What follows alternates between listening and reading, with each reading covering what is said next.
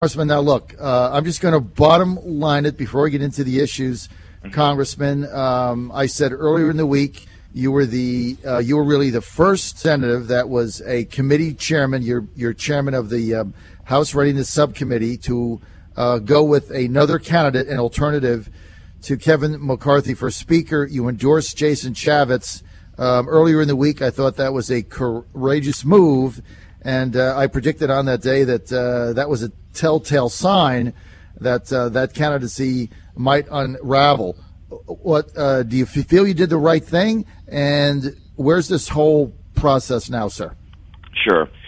Well, I think I did, and it wasn't that I was going after Kevin. What I was doing is standing for what I believe is the needed change in Congress. And John, you and I have talked about it, and I've been talking about this for years. The way Congress functions has to fundamentally change. I mean, we have to be able to do things like get budgets out on time, get appropriations bills passed before this body leaves town in August for this ridiculous August recess. Those are the fundamental changes that need to happen. And this body needs to function from the bottom up. It needs to function from members up to the leadership. And I just thought that we needed a change in order for that to happen, and needed a change in order for people to feel confident that everybody's voice would be heard in this. And I thought, in talking to Jason, and I talked with Dan Webster, and I talked with Kevin, I thought that Jason would be the one, in talking with where he stood on things, that he knew that it needed to be a bottom-up operation. We needed to fundamentally change when things happen, to make sure that, as I said, budgets are done on time, to make sure that we got appropriations bills done out on time, to make sure that we didn't try to balance the budget on the backs of our men and women in the military. And I wrote a personal letter to every one of the leadership candidates saying, where do you stand on these fundamental issues? I also led a letter with 30 other members to ask these leadership candidates, where do you stand on sequester? Where do you stand on making sure you properly fund the nation's military? And I feel so strongly about those things and what Congress needs to do, and that whoever leads this body needs to stand up and publicly formally state what they will do to make that happen. Now, we'll have a meeting today at 9 o'clock where the conference will get together, and I think the conference itself, the members themselves, need to stand and say, this is what we want to do as a conference. This is what the vast majority of folks in the conference want to do, and that has to be, I think, even over 218.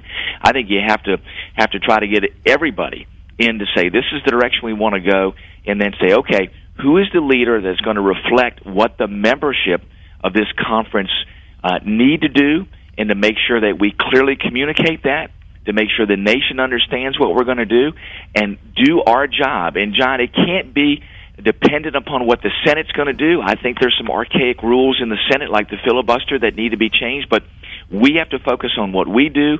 We have to get legislation over to the Senate. That gives us the ability to kind of push the Senate, force the Senate to get things done, and then send it to the President. If he decides to veto it, then at least we can say, this is what we stand for, this is what we have done, this is what we have accomplished, this is how we state what we believe in, so that we can show the American people that we have the ability to get the work of the nation done. Really the first one in so-called leadership, as far as committee chairman, to abandon current leadership and go with another candidate for Speaker. Look, Congressman Wittman, that took, at the end of the day, understanding what goes on up there, that took kahunas, no question. Did you get any pressure from leadership over this? Well, you know, I had a lot of conversations with leadership. Obviously, they would have preferred to have had my support. I had a very candid conversation with Kevin McCarthy, and like I said, I respect Kevin. He's got a very challenging and difficult job. But I told Kevin how I felt about things, and I told Kevin the things that I had asked of all of our leadership candidates, the things that I thought absolutely had to happen for this conference to work properly, and knowing that those attributes needed to be present in whatever leader we selected, and that they needed to stand for that and do that in a formal way. And I understand Kevin was talking to a lot of other people, and I just felt in my heart that that's what needed to happen, that we needed to take that particular direction. And I knew that there were risks associated with it, but I thought in face of what this Congress needed to do and the challenges that this nation faced, that it was incumbent upon me to take that stand, and I did it. So it's a definite profile in courage, because that kind of change is not easy up there, as we know. Now, are you sticking with Chaffetz for now? And if so, does he have a shot to win? Well, both Daniel and Jason are in the race. I suspect that there'll be others in the race. I understand yesterday that Lynn Westmoreland threw his name in the hat. I do know that Paul Ryan has been approached to run. We'll have our meeting today. So I'm gonna look again at the candidate field. I'm going to talk to all of the candidates when we face a time for another vote, and I hope today that we will set that time and that it won't linger on. I think that we need to get this done not hastily, but we need to get it done in a timely manner. And I'm going to look again, like I did before, with all the candidates across the board and talk with them and see which one is the best candidate to represent our caucus, to be the Speaker of the House. And as you know, the Speaker not only is a leader within our caucus, but the Speaker's job is to make this House function. So I want to look at who can do that, who can get us back to getting the job of the nation done.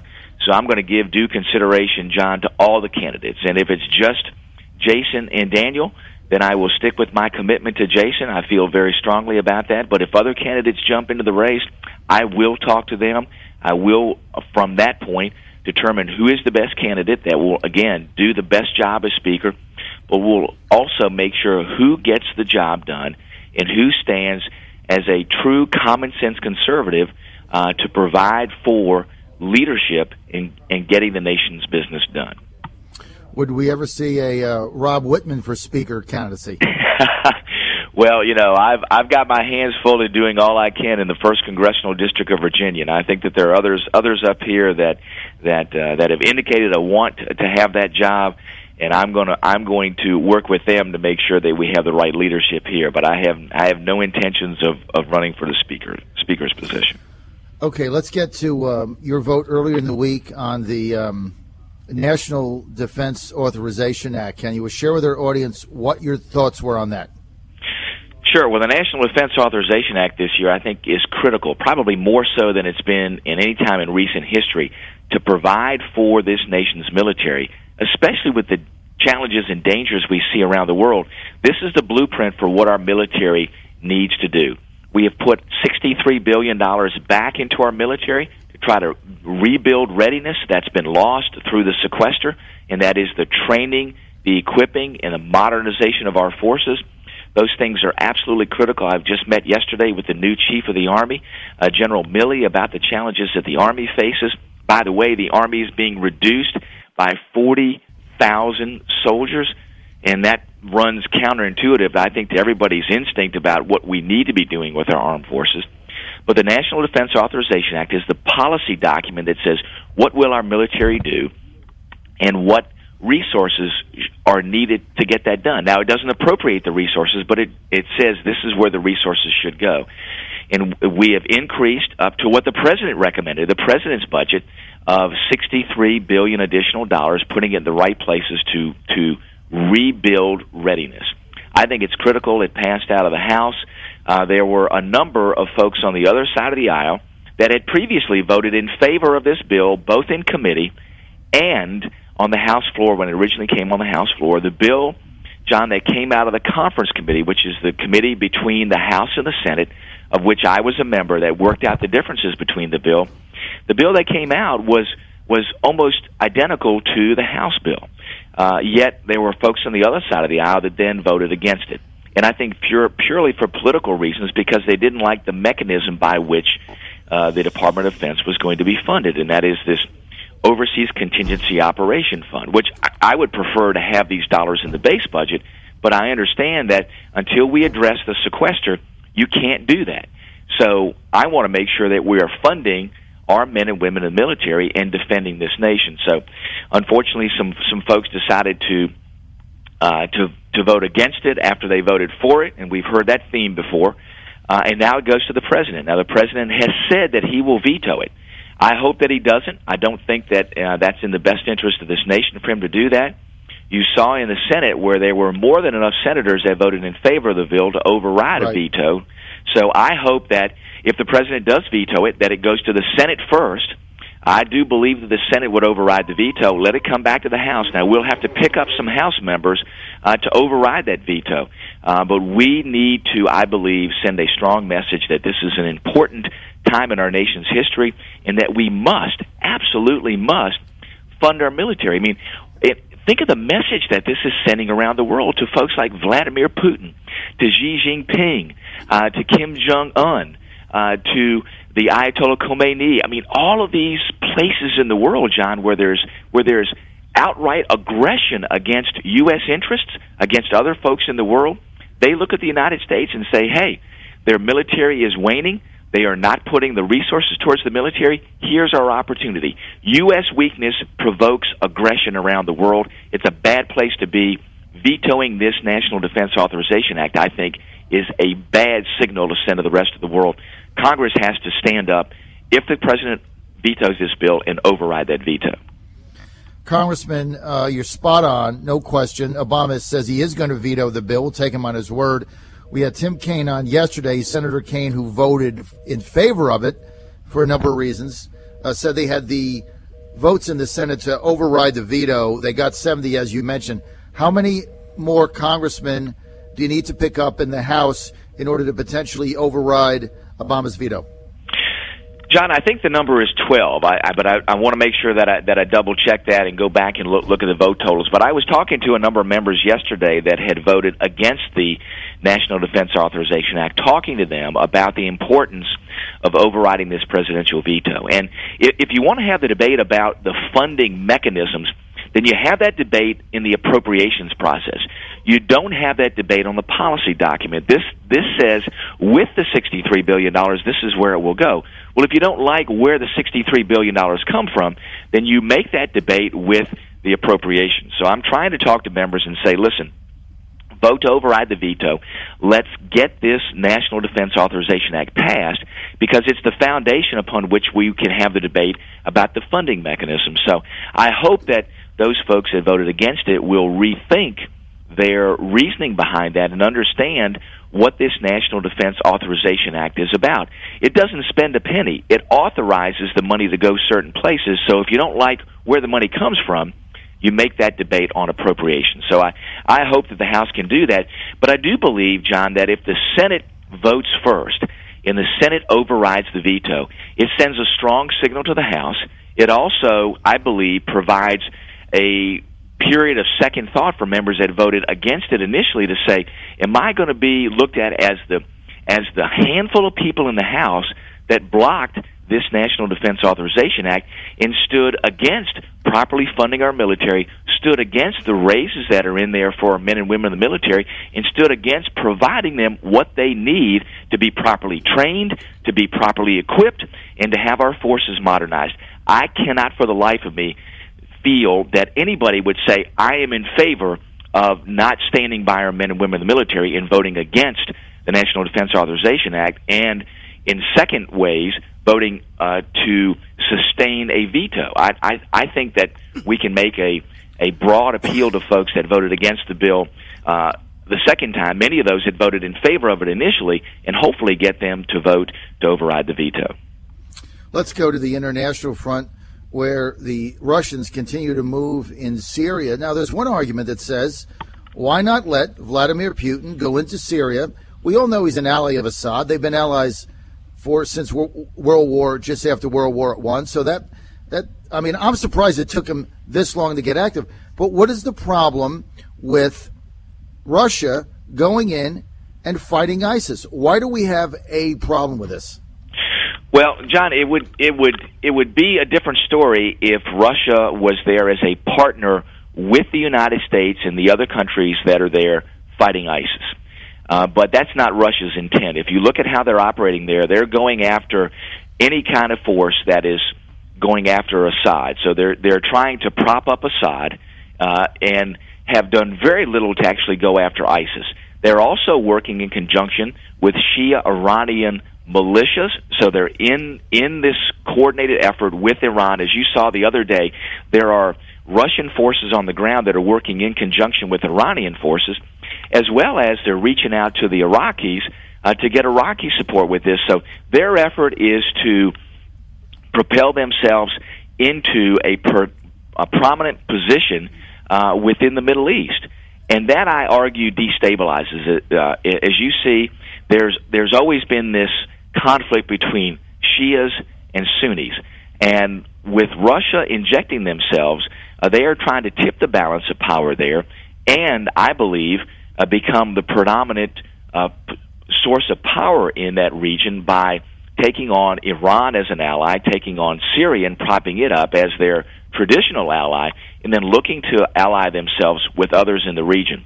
And if you look at other countries there, Saudi Arabia, Egypt, Jordan, United Arab Emirates, and others, they are and should be very, very worried about this because, remember, with Iran now, I think, on the course to have a nuclear weapon and then to be an ally with Russia, who has aspirations to expand their influence, I think it's a bad omen for what happens in that particular region and for stability and peace in that particular region.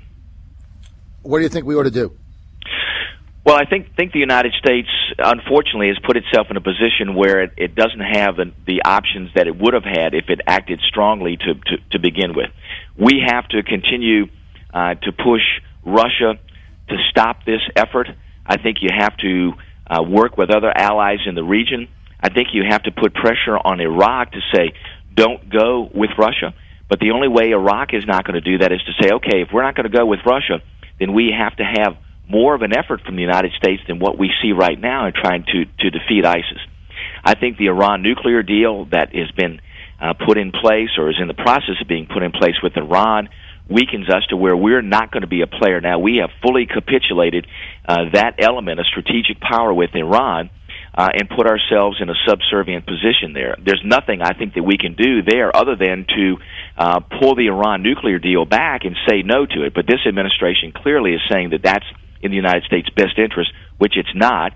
We need to do everything we can to make sure that we defeat ISIS and do it whether or not Russia wants to work with us or not. And the dangerous part of that, John, is that with what Russia's doing in both efforts on the ground and in the air, if they're not willing to say, we're either going to work with you or at least deconflict where we're flying missions and where your aircraft are flying missions, and with us looking at how do we engage other like-minded Arab allies in the Middle East, and I've spoken about this in the past, like Egypt, like Saudi Arabia, like Jordan, and say, listen, let's garner your forces together to have some presence on the ground there, and you could do that along with our military advisors and special operators, not massive forces on the ground, but at least our forces there to be able to help coordinate that, and you could even say, hey, it would be in a non-combat role, but to be able to make sure that we have the ability to influence outcomes there.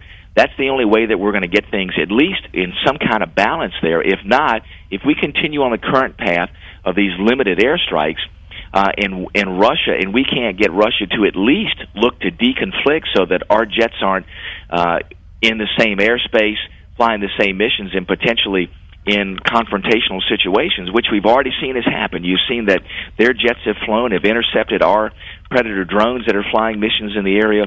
All of those things indicate that it's not the right place for the United States to be.